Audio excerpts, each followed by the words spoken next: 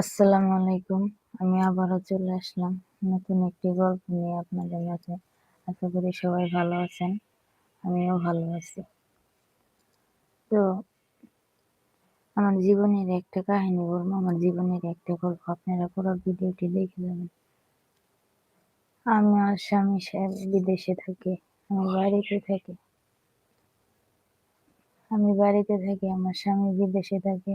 তো আমার স্বামী মাঝে মাঝে টাকা পয়সা পাঠায়, মাসে মাসে ফোন করে।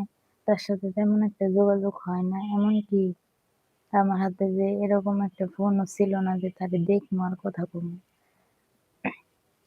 বাড়িতে আমি একাই ছিলাম, আর কেউ ছিল না আমার সাথে। তো আমার বাড়িতে অনেক মানুষ যাতায়াত করতো। ভাবতো স্বামী বিদেশ থাকে, ওর কাছে গেলেই কি না গেলেই কি। তো এরকম করে যাতায়াত করতে করতে যখন এক পর্যায়ে, আমিও তো মেয়ে মানুষ, আমারও কিছু চাহিদা থাকতে পারে। এক পর্যায়ে চিন্তা ভাবনা করলাম যে, যেহেতু স্বামী আমারে তেমন ভালোবাসে না, আইবো না, আমার ভালো একটা ফোন কিনে দিব না, আমারে দেখবো না, তাহলে স্বামীর আশা করে কি লাভ? আছে না, যদি নিজের মা ভালোবাসার মানুষ টেক কেয়ার না করে, তাহলে নারীরা বা পুরুষ হোক বা নারী হোক, সে খারাপ হতে বাধ্য। তাই আমার বাসায় যারা যাওয়া আসা করতো, তাদের প্রতি আমি আগ্রহী হলাম। প্রত্যেকদিন চাচতো, দেবর, আশেপাশের অনেকেই তারা আমার কাছে আইতো, বইতো, কথা হইতো। তারপর কথা শুনে খুব আনন্দ পেতাম, মজা পেতাম, শান্তি লাগতো। এরকম করতে করতে আমি কখন জানি আমার এক দেওরের প্রেমে পড়ে গেছি। তখন আমার দেওর আস্তে আস্তে আমার কাছে আসা শুরু করলো। সে আমার ঘরে আসা শুরু করলো। সে তার সাথে আমার শারীরিক মিলন হইলো।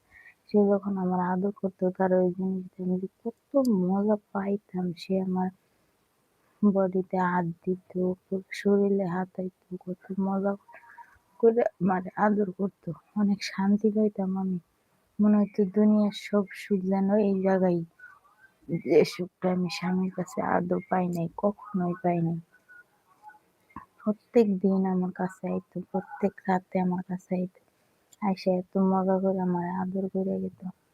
মানে যখন বিছানায় শুয়ে আমার শরীরে আদর করতো, তখন আমি কত মজা পাইতাম আর আনন্দ পাইতাম। শুয়ে থেকে খালি ফিল করতাম যে কত শান্তি এই জায়গায়। তারপরে মনে করেন যে শরীরে কাপড় যখন খুলতো, তখন আরো বেশি মজা পেতাম। শরীরে যখন হাত দিত, আর যখন ওর ওই জিনিসটা দেখতাম সবসময় দাঁড়ায়েই থাকতো, শক্ত লোহার মতো শক্ত। আমারে দেখলেই নাকি ওরা খাড়াইয়া থাকে। তো আমারে দেখলেই এরকম করতো, তখন আমি নিয়ে বিছানা চলে যেতাম। যখন আমারে ওটা দিত, আমি যে কত আনন্দ পাইতাম, মজা পাইতাম।